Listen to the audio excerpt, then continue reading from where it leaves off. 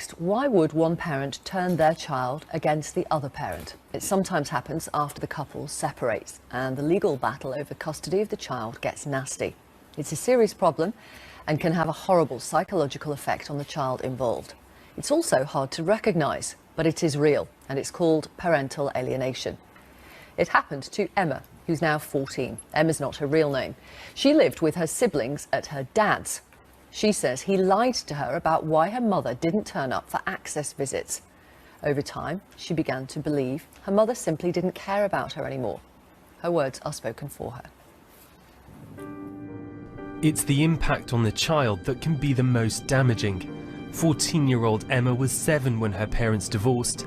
Over the next 2 years, she was severely alienated from her mother by her father. My brother went away from home to my dad's because my dad was saying he could give them everything he wanted and he wouldn't get in trouble for anything. And when he went away, me, my brother and my sister we'd never been separated, so it was if my brother's going, I want to go, because we were siblings and siblings stick together. So I went and my sister followed. For a time, the kids had contact with their mum, but that was soon stopped. He'd ring up and say, oh, the kids are busy, we're going to do something, they can't see their mum today. And my mum would be already halfway there and she'd get the phone call to say that we're busy and that we can't see her. Did you know that at the time? No.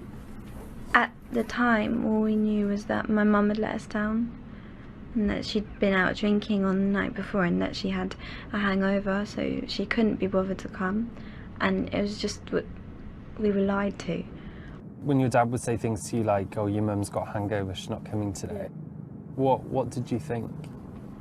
I thought that my mum was never like that my mum would never drink loads, she's not that type of person, but if that's what my dad's saying, I believe him, that she's a liar, that everything that's happened is her fault, that she doesn't love us, that she's being a bully towards him and us, and that's why we've behaved the way we have. In other countries, governments have brought in legislation to try to stop parental alienation, and there are calls for it to be recognised here legally. Let's talk now to Anthony Douglas, who is the CEO of Cafcass. That's the organisation that represents children in the family courts. Joanna Abrahams is here, a family lawyer who specialises in parental alienation cases. And the Liberal Democrat MP Greg Mulholland is here too. He thinks further research is needed into this. Welcome all of you. Why isn't it recognised in the legal system, Anthony Douglas? We do recognise parental alienation and alienating behaviours. They're very common in particularly intractable high conflict cases, and each day family court professionals are assessing the impact of alienating behaviours on children.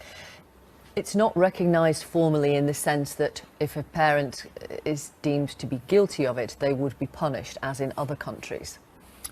We have some of the same characteristics, say, as Brazil, because in this country we do, as a final measure, remove children from one parent who has been doing the alienating to live with another.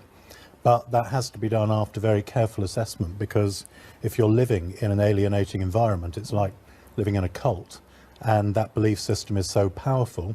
If you remove a child from it, even though the merits are with the other parent, it can be equally damaging for children. So to criminalise parental alienation is normally not as good as working intensively with a family early to try to help them go beyond pure unfiltered emotion to a space in which there's some reason and some understanding of the impact of the alienation on children. But you're right, we don't have a specific legal provision, but I think your programme is a good illustration that a number of us across the system could usefully get together perhaps to introduce stronger guidance, because the knowledge about these cases is much stronger than it was 5 years ago, particularly the impact on children.